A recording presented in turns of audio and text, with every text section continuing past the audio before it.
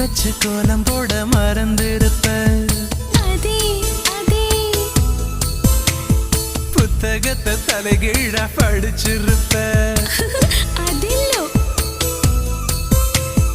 மூன்றாம் பிறை அளவுதான் சிரிச்சிருப்ப. தினம் 100 முறை என் பேரை சொல்லி ரசிப்ப.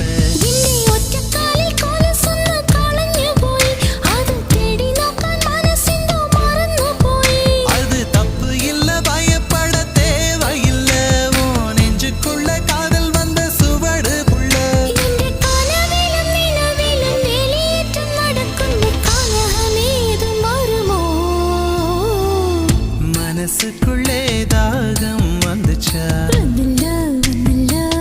மகிழிறகில் வாசம் வந்துச்சா.